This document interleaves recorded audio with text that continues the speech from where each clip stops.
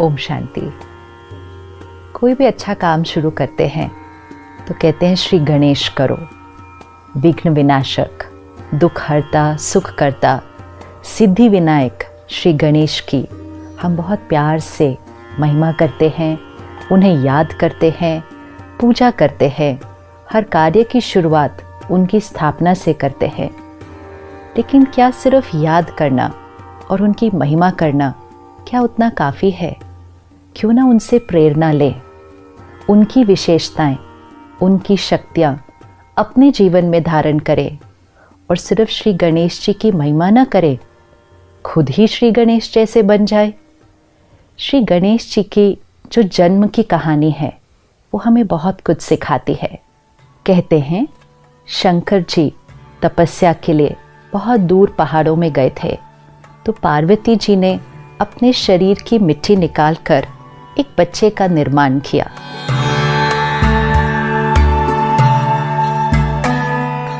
एक दिन पार्वती जी ने उस बच्चे को घर के बाहर खड़ा किया कि वो स्नान करने जा रही थी, तो घर में अंदर में कोई नहीं आना चाहिए।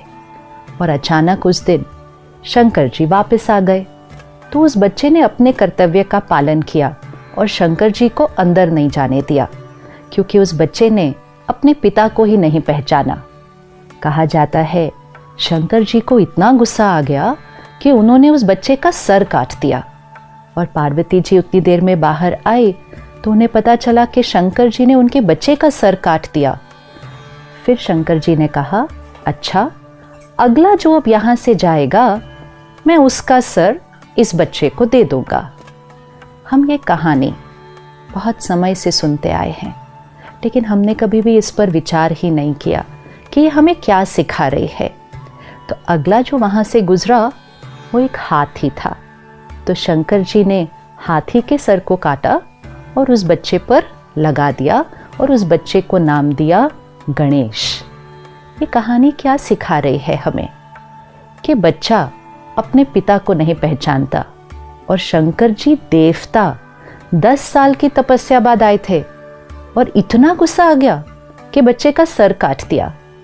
आज आप और मैं भी अगर 10 मिनट भी मेडिटेशन कर लें तो इतने शीतल और शांत हो जाते हैं कि ऊंची आवाज में नहीं बोल पाते हैं। और देवता 10 साल की तपस्या बाद एक बच्चे के ऊपर इतना गुस्सा आया, और बात भी कितनी थी, अपने ही तो कर्तव्य का पालन कर रहा था, सर काट दिया। ये कभी नहीं कहते कि शंकर जी ने उस बच्चे की हत्या की, नहीं कहते, सिर्फ कहते हैं उसका सर काटा। दो बातों में बहुत फर्क है। वैसे तो अगर बच्चे का सर काट दो या किसी का भी सर काट दो तो उसी समय उसकी हत्या हो जाएगी, लेकिन उसको हत्या नहीं कहते, कहते सर काटा और किसी और का सर लगा दिया। परमात्मा जब इस सृष्टि पर आते हैं तो हम अपने अहंकारवश परमात्मा को पहचान नहीं पाते हैं। बॉडी कॉन्शियसनेस, क्यों ये कहा जा रहा है कि पार्वती जी ने अपनी मिट्टी से बच्चे का निर्माण किया? क्या किसी देवी के शरीर में इतनी मिट्टी हो सकती है? क्या हमारे शरीर में इतनी मिट्टी है कि हम एक बच्चे का निर्माण करें? तो मिट्टी से बच्चे का निर्माण किया मतलब ये शरीर मिट्टी का है। दिस इज मिट्टी, दिस इज बॉडी कॉन्शियसनेस। और इस बॉडी कॉन्शियसनेस की वजह से हम परमात्मा को पहचान नहीं पाते हैं। तो परमात्मा सबसे पहली चीज़ क्या करते हैं, हमारी बॉडी कॉन्शियसनेस के सर को काटते हैं, हमारे अहंकार के सर को काटते हैं। तो शंकर जी ने बच्चे का सर काटा। अच्छा, सर काटा ही था तो वापस वही सर लगा देते, एक और की हत्या करने की क्या ज़रूरत थी? लेकिन जब परमात्मा हमारे अहंकार का सर काटते हैं तो फिर उसकी जगह सोल कॉन्शियस, ज्ञान से भरा हुआ, प्योरिटी और डिविनिटी से भरा हुआ एक बहुत वाइज सर हमारे ऊपर लगाते हैं। तो शंकर जी ने वो सर काट के ज्ञान का सर उस बच्चे को दिया और फिर उसका नाम रखा गणेश।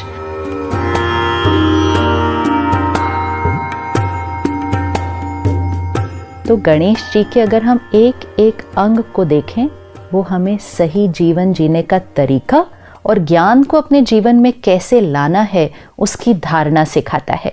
सबसे पहली चीज़ जो सर है, मस्तिष्क, वो बहुत बड़ा, मतलब विजडम एंड विशाल बुद्धि। फिर दूसरी चीज़ जो आंखें हैं वो बहुत छोटी, सर इतना बड़ा, आंखें इतनी छोटी। तो जो वाइज होगा जो वाइज इंटेलेक्ट होगा वो दूरादेशी होगा। जब हम कोई चीज़ दूर देखते हैं तो हमारी आंखें छोटी हो जाती हैं। तो दूर देखकर फिर कर्म करना मतलब जो हम कर्म कर रहे हैं, जो हम सोच रहे हैं, बोल रहे हैं, कर रहे हैं, ये हमारा कर्म है। लेकिन कर्म करने से पहले उस कर्म के परिणाम के बारे में सोचकर फिर कर्म करना। तो wise intellect and far sightedness. फिर मुंह छोटा कि कम बोलना, लेकिन कान बड़े, ज़्यादा सुनना। तो talk less and listen more. अब कान सिर्फ बड़े नहीं हैं, कान सूप जैसे हैं। तो सूप क्या करता है? छन्नी का काम करता है। अच्छी चीज़ को रखता है, कचरे को फेंक देता है। तो कान सूप जैसे हो मतलब सिर्फ अच्छी बातों को ग्रहण करें, दूसरी बातों को तो अंदर जाने भी न दें। दुनिया में लोग कहते हैं एक कान से सुनो, दूसरे कान से निकाल दो, लेकिन ऐसा होता नहीं है। अगर हमने सुन लिया तो वो अंदर तो चला ही गया ना।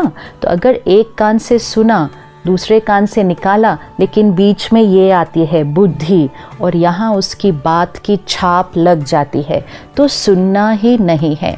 आज मीडिया से, सोशल मीडिया से, आसपास के लोगों से हम कितनी बातें सुन रहे हैं। सुनते ही जाते, सुनते ही जाते, सुनते ही जाते, message after message after message सुनते ही जा रहे हैं, अंदर लेते ही जा रहे हैं। अगर हम इतना कुछ अंदर ले लेंगे और जिसकी क्वालिटी भी अच्छी नहीं है तो हमारी स्थिति कैसी हो जाएगी। तो हमेशा कान सूप जैसे सिर्फ प्योर कंटेंट, अच्छी बातें, लोगों की विशेषताएं, सिर्फ उनको ही सुनना है और अंदर लेना है। फिर गणेश जी के 2 दांत हैं, लेकिन एक टूटा हुआ दिखाते हैं। एक दंत, वन टस्क इज ब्रोकन। इसका क्या मीनिंग है? एक दंत क्यों कहा जाता है? हमारे जीवन में ड्युअलिटी है, मेल फीमेल, रिलीजन, हिंदू, मुस्लिम, क्रिश्चियन, ड्युअलिटी। एज बेसिस पे, रिलीजन बेसिस पे, जेंडर बेसिस पे, कास्ट बेसिस पे, प्रोफेशन बेसिस पे, सीनियोरिटी, कौन बड़ा है कौन छोटा है। जहाँ बॉडी कॉन्शियस होंगे, जहाँ ईगो होगा, वहाँ ड्युअलिटी होगी। परमात्मा आकर जब ज्ञान देते हैं तो सबसे पहली बात क्या सिखाते हैं? मैं आत्मा, तुम आत्मा, सारी ड्युअलिटी खत्म। वन वर्ल्ड, वन फैमिली, एक। ये जो ड्युअलिटी है ये सिर्फ सोल कॉन्शियसनेस से ख़त्म होती है। तो जब वो विजडम जीवन में आ जाए तो ड्युअलिटी ख़त्म, इसलिए एक दंत, 2 नहीं। फिर गणेश जी की सूंड दिखाते हैं। सूंड की क्या विशेषता है कि वो एक पेड़ को भी उखाड़ लेता है, लेकिन एक बच्चे को भी बहुत प्यार से उठा लेता है। वो ही सूंड से पेड़ भी उखाड़ा, वो ही सूंड से बच्चे को भी उठाया। विच मीन्स आत्मा जो वाइज बन जाएगी, जिसके अंदर स्पिरिचुअलिटी धारण हो जाएगी, जो सोल कॉन्शियस हो जाएगी, वो बहुत सॉफ्ट भी होगी, बहुत लविंग भी होगी, लेकिन बहुत पावरफुल भी होगी। कई बार हमारे अंदर एक भ्रांति आती है कि स्पिरिचुअलिटी मतलब हम बहुत वीक हो जाएंगे, पॉजिटिविटी मतलब दुनिया हम पर ट्रैम्पल करके आगे बढ़ जाएगी। अगर हम बहुत सीधे होंगे, सादे होंगे तो लोग हमें धोखा दे देंगे। But that's not true. Spirituality means the perfect balance of soft but powerful, love and law. ये दोनों का बैलेंस वो सूंड दिखाता है। फिर गणेश जी देवता हैं, लेकिन उनका पेट इतना बड़ा दिखाते हैं। बाकी सभी देवी देवताओं के जो शरीर है वो परफेक्ट दिखाते हैं, कंचन काया, लेकिन गणेश जी का पेट इतना बड़ा दिखाते हैं। जो वाइज आत्मा है वो हर बात को अपने पेट में समा लेती है। आज भी अगर कोई बात हर एक को सुनाता रहता है तो लोग कहते हैं इसके पेट में बात ही नहीं टिकती है, लेकिन गणेश जी के पेट को बड़ा दिखाते हैं, मतलब वो हर बात को अपने पेट में समा लेते हैं। इधर से सुना, उधर सुनाया, ये ज्ञान रूपी आत्मा की क्वालिटी नहीं होती है। और बड़ा पेट also signifies the power to accept. हर एक से मिलें, हर एक के साथ काम करें। हर एक के संस्कार अलग अलग हैं, लेकिन हर एक को एक्सेप्ट करते जाएं, एक्सेप्ट करते जाएं, एक्सेप्ट करते जाएं, तो पेट बड़ा। फिर गणेश जी की 4 भुजाएं दिखाते हैं और 4 भुजाओं में बहुत सुंदर अलंकार है। एक भुजा में कुल्हाड़ी है, कुल्हाड़ी से क्या करते हैं, जो परमात्मा से ज्ञान मिलता है तो वो कुल्हाड़ी, ज्ञान की कुल्हाड़ी मतलब अपने विकार, अपने वाइसेस, अपनी नेगेटिविटीज़ एंड मोस्ट इम्पोर्टेंट अपने पास्ट रॉन्ग कार्मिक अकाउंट्स को काटना, उनको फिनिश करना। क्योंकि अभी हमें ज्ञान मिला है तो पास्ट का कोई भी कार्मिक अकाउंट आएगा, लेकिन ज्ञान से प्रेजेंट थॉट्स, प्रेजेंट बिहेवियर्स उस पास्ट के कार्मिक अकाउंट को काट के फिनिश कर देंगे। दूसरे हाथ में रस्सी दिखाते हैं, the rope.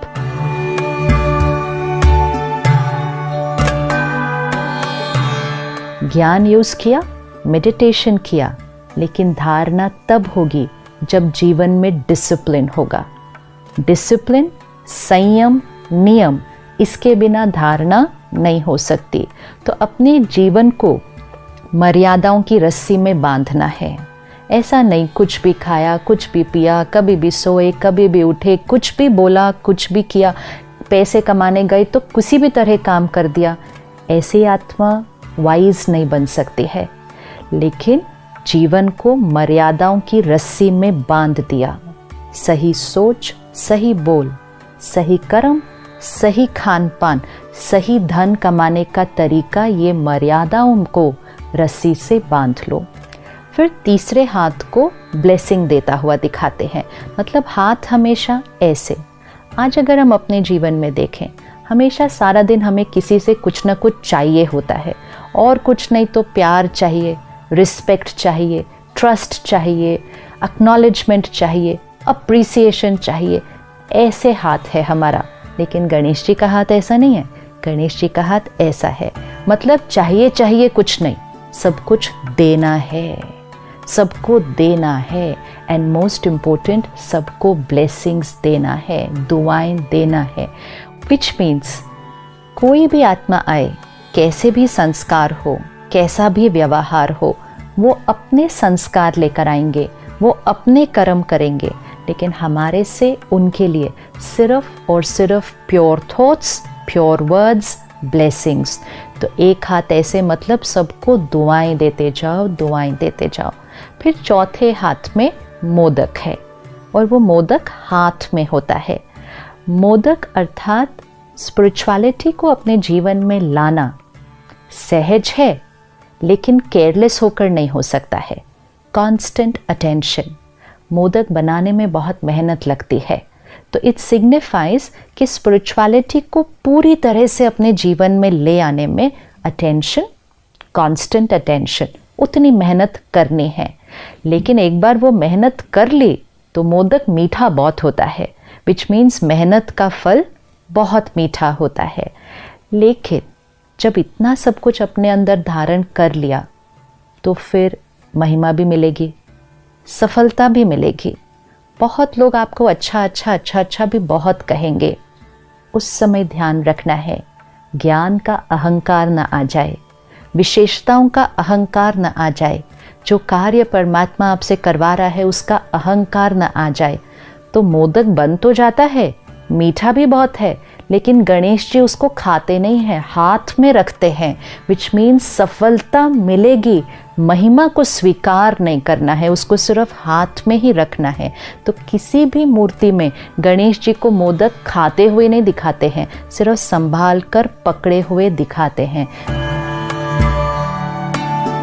This is a reminder कि the more we are on a journey of self transformation, people will have lot of nice things to say about us, but take care. अहंकार नहीं, सब अहंकार से सबसे बड़ा अहंकार होता है ज्ञान का अहंकार। एंड वो एक ऐसा अहंकार होता है, इतना सूक्ष्म होता है कि पता भी नहीं चलता कि ये अहंकार है। तो मोदक को हमेशा पकड़ के रखना है। फिर गणेश जी को बैठा हुआ कैसे दिखाते हैं? एक लेग फोल्डेड होता है और एक लेग नीचे होता है, और जो पाँव नीचे होता है उसका भी सिर्फ टो नीचे टच करता है, और हर मूर्ति में एक पाँव नीचे और एक पाँव ऐसा फोल्डेड है, विच मीन्स इस दुनिया में रहना है तो पाँव नीचे। Spirituality does not mean move away from the world, move away from people, stop working. No, पाँव दुनिया में रहेगा, सब कुछ करना है, सबके बीच रहना है, सारे रिश्ते निभाने हैं, काम कारोबार करना है, लेकिन सबसे डिटैच्ड भी रहना है। न्यारे और प्यारे, सब कुछ करना है लेकिन किसी भी चीज़ का प्रभाव हम पर नहीं आना चाहिए। सबके बीच रहना है लेकिन किसी के संस्कार के प्रभाव में आकर अपने स्पिरिचुअल प्रिंसिपल्स को नहीं छोड़ देना है। तो रहना भी है लेकिन ऊपर भी रहना है। अब इतनी महानता धारण करके, इतनी दिव्यता अपने जीवन में लाकर, लेकिन श्री गणेश जी का वाहन क्या दिखाया? देवता है तो उसका आसन, उसका वाहन बहुत सुंदर होना चाहिए, लेकिन श्री गणेश जी को तो चूहे पर बैठा हुआ दिखाते हैं। तो चूहा किसका प्रतीक है? अगर हम देखें तो चूहा सारा दिन कुछ न कुछ पर खुरेदता रहता है।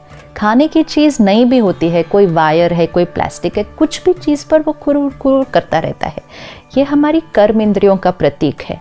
सारा दिन कुछ भी देख रहे हैं, कुछ भी सुन रहे हैं, कुछ भी खा रहे हैं, नहीं भी ज़रूरत तो पीते जा रहे हैं, जो सामने दिखा उसको सुना। तो चूहे की तरह कर्म इंद्रियों पर संयम खत्म हो गया है। तो चूहा एक तो कर्म इंद्रियों के वशीभूत होने का प्रतीक है, और दूसरा चूहा छोटी सी जगह से अंदर घुस जाता है, पता ही नहीं चलता। हम सब कहते हैं दरवाजे बंद थे, खिड़कियां बंद थी, ये चूहा कहाँ से आ गया घर के अंदर? क्योंकि चूहे को जगह की ज़रूरत नहीं है, वो छोटी सी जगह से अंदर घुस जाता है। वाइसेस, कमज़ोरियाँ, डिस्ट्रैक्शंस, पता ही नहीं चलता जीवन में कब आ जाती हैं, कहाँ से आ जाती हैं। और चूहा जब किसी को काटता है तो शुरू में एक बहुत एनेस्थेटिक इफेक्ट देता है, पता ही नहीं चलता कि चूहा काटा है, एकदम से स्टिलनेस हो जाती है उस जगह पर, बहुत देर बाद पता चलता है कि कुछ काटा है। वाइसेस, डिस्ट्रैक्शंस जब जीवन में आते हैं, शुरू में तो पता ही नहीं चलता है, अच्छी भी लगते हैं शुरू में बहुत, दर्द बहुत बाद में होता है। तो जब हम विशाल बुद्धि, दूरादेशी, बड़े कान, सिर्फ अच्छा सुनेंगे, कम बोलेंगे, सॉफ्ट भी होंगे, पावरफुल भी होंगे, बातों को अपने अंदर समा लेंगे, ज्ञान की मर्यादाओं पर चलेंगे, विकारों को कुल्हाड़ी से काटेंगे, ब्लेसिंग सबको देंगे और ईगो में कभी नहीं आएंगे, ह्यूमिलिटी में रहेंगे।